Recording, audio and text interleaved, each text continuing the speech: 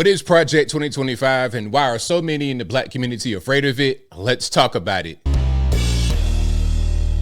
How's everybody doing? My name is Anthony Brian Logan, and today we got to talk about Project 2025. This has become a boogeyman. It's become a ghost. It's become a very scary thing on social media, and I'm asking the question, why? Why is Project 2025 so feared? I think I know the answer to the question because of a lot of misinformation on the internet about it. Basically, what this is a framework for leadership for the incoming conservative administration in 2025 after we presume President Biden or Kamala Harris or Gavin Newsom is out of the way after they lose. Now, this was not, I repeat, this was not drawn up by Team Trump. This was drawn up by the Heritage Foundation, which is a conservative think tank in Washington, D.C. They've been around since the 1970s. And I think that Trump may not even agree with everything that's in here. But when you read the 920-page document, and by the way, spoiler alert, I've not read all 920 pages. I've read a lot of it. I've read a lot of synopses from the left and the right. So I kind of understand what's going on. But if you read it, you're probably not going to be alarmed if you believe in conservative ideas. Now, if you're a liberal and you want everything from the government, you want checks, you want government benefits, handouts. If you want that kind of life, then you probably won't like this the same way you didn't like President Trump or any other conservative president ever, because they have ideas that's against what you want. But here's a question I got to ask before we get into it.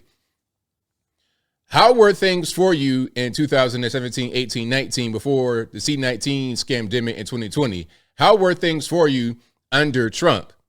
If you appreciated life under Trump during those times, then why would you be against this, which seeks to take our country back to a time when it was better?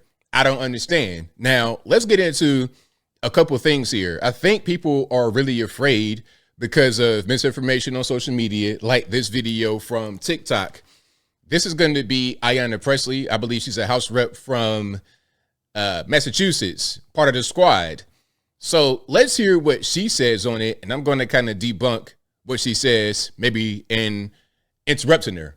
So without further ado, let's go ahead and roll it. Project 2025 is a far-right manifesto. It is a 1,000-page bucket list of extremist policies that would uproot every government agency and disrupt the lives of every person who calls this country home. The Department of Education would be eliminated, cutting students off from civil rights protections and ending essential Title I funding for K through 12 schools. Let's pause right here. Now, the Department of Education, this is a big one. People are telling me this. Oh, they're trying to end the Department of Education. Well, I got a question to ask you. I covered a story in Baltimore about a young man at the school called Augusta Fell Savage, if I'm not saying it. This kid had a 1.3 GPA, and he was ranked 60 out of 120 in his class. Basically, you have kids graduating high school in the USA who cannot read. And don't give me the whole thing about these are underfunded schools. These are some of the most funded schools in the entire nation, $15,000 per student. But if the parents don't care and the students don't care about education, nobody cares about education. So what good is this federal agency doing when it comes to that? Maybe there should be kind of a more individual approach to these situations, but I'm getting triggered, so I digress. The Department of Justice would go on a murdering spree. It would rush to use the death penalty and expand its use to even more people while... Now, if you are up for the death penalty, you probably did something bad, like, I don't know, sexually assaulting children or something like that. So are you going to down the hill for somebody like that? Hey, somebody like that, man, they can get the rope ASAP. I don't care. And if you need somebody to pull the trigger with the hood on his face, hey, I'll volunteer. Wood chipper action all day long for some individuals. Some people shouldn't really be breathing oxygen. It is what it is, but let's keep on going. Circumventing due process protections. Project 25 not only calls for national book bans in schools, but also... Now, book bans. We're talking about some of these pornographic books that have been allowed into elementary school libraries. I don't think that that's a thing, again, you want to die on the hill of. You're talking about certain things that the plan is talking about eliminating, but you're not giving the full context. So to the uninformed person who's just seeing this for the first time and having this be their window into politics, they're going to be misinformed. But that's why I'm here, to inform people who don't have the information. Creates a list of banned words for the federal government that would be deleted from, quote, every federal rule, agency regulation, contract, grant, and piece of legislation that exists, end quote. Here are just a few of the words on the list: diversity, gender, reproductive health, and of course, conservatives want to ban the word abortion. Pause again. Now, again, this is from the Heritage Foundation. This is not what Team Trump says. But back to the whole thing about diversity and gender. Really, that's about LGBT and all this and that. Okay, you got to have a transgender person on your board.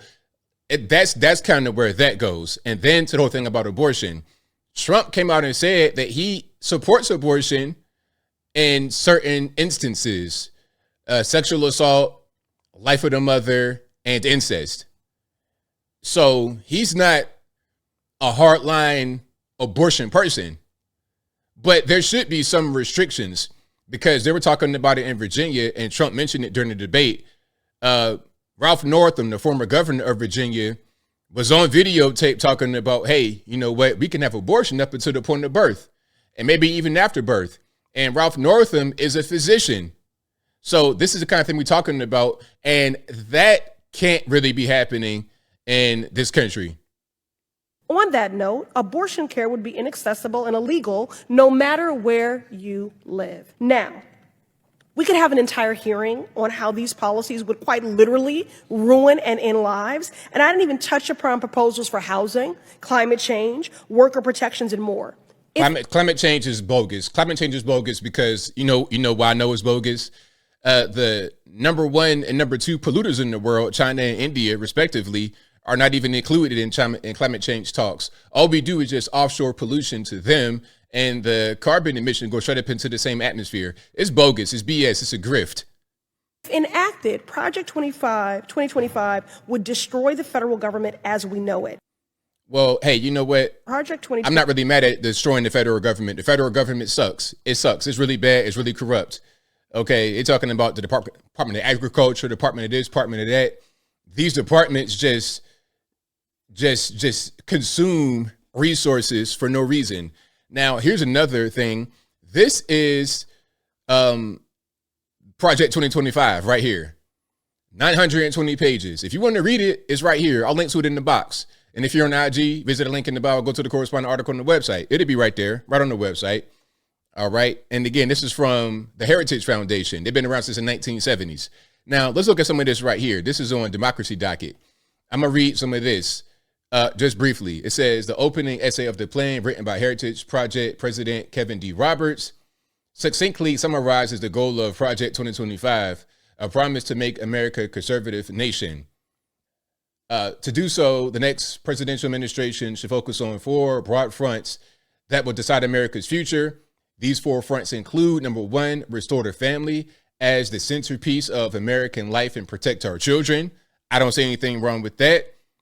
Who would find fault with that? Maybe the LGBTs who cannot have families naturally. But anyway, number 2, dismantle the administrative state and return self-governance to the American people. That's correct. If you're all worried about the government being on your business, the federales all on you, you want more freedom, you want more liberty, you want more justice in this country, well, you got to break away from the federalism that we have going on. The United States was not supposed to be that way. Each state was like its own country. It pretty much, they were their own country. And the government is like the European Union, having countries in the same region cooperate, work together. But what it's become is a federal government ruling over the people in individual states. And that can't be what happens anymore. Number 3, defend our nation's sovereignty, borders, and bounty against global threats. Yes, the southern border being wide open, we got all kind of drugs, guns, human trafficking, slavery coming across, and that's going to affect you in the community or wherever you are. You could be in the black community, you could be in the white community, you could be recent legal immigrants, and the border crisis will affect you. if you are fleeing from crime and violence south of the border and you come here legally, but the same crime and violence follows you, it kind of defeated the purpose. You might as well stay where you were. But number 4, secure our God-given individual rights to live freely, what our Constitution calls the blessings of liberty. So I don't see what's wrong with that. I'm gonna read the rest of this here. The rest of the document sketches out in detail how the next Republican administration can execute their goals on these 4 fronts. That includes comprehensive outlines on what the White House and every single federal agency should do to overhaul its goals and day-to-day operations, from the Department of Agriculture to the Department of Defense, Small Business Administration, and financial regulatory agencies. Every sector of the executive branch has a detailed plan in Project 2025 that explains how it could carry out an ultra-conservative agenda. Okay, so personally, I don't really see what's wrong. I think it's right on point. This should be what happens. Here's another one from BBC if you want to get a little bit more into it. And this is straight from Project 2025. They have a website. You see what it says right here: building now for a conservative victory through policy, personnel, and training. And you can get involved. You can volunteer for this whole thing, because they also want regular normies out there to get involved with local politics and just make things better. If you got a problem in your city, you got a problem in your town, your community, your state, or whatever, well, if you have the ability, maybe you should be the one who goes out there and makes a change. I've seen it happen all the time. People that I know, friends of mine, they get involved, local politics, and they make change.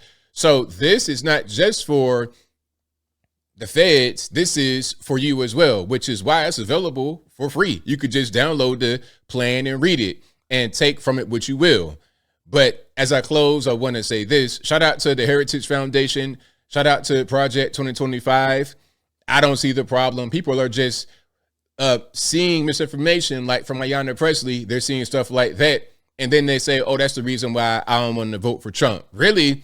If that was enough to make you not want to vote for Trump, you didn't want to vote for him anyway. Let's just be all the way real. And I think I'll leave that right there for now. And what say you? What's your take on Project 2025? Are you against it? Are you for it? Is it racist? Is it sexist? Is it any other obic, ob, or ist? Whatever your thoughts are, let me know in the comments below. You guys know where I'm at. I think it's a great thing. I think it's a great model, okay, from what I was able to see. And you don't have to take everything. Like, it's just like suggestions. It's a roadmap. You don't have to take it. And again, this does not come from Team Trump. This comes from a conservative think tank. They've been around since the 1970s. They helped Reagan and whatnot during the 80s. So you could just take what they give you, use what you want, or don't use it at all. It's all up to you. But whatever your thoughts are, please let me know in the comments below. And that's all I got to say for this video. If you like what you heard, please comment, rate, share, and subscribe. Peace.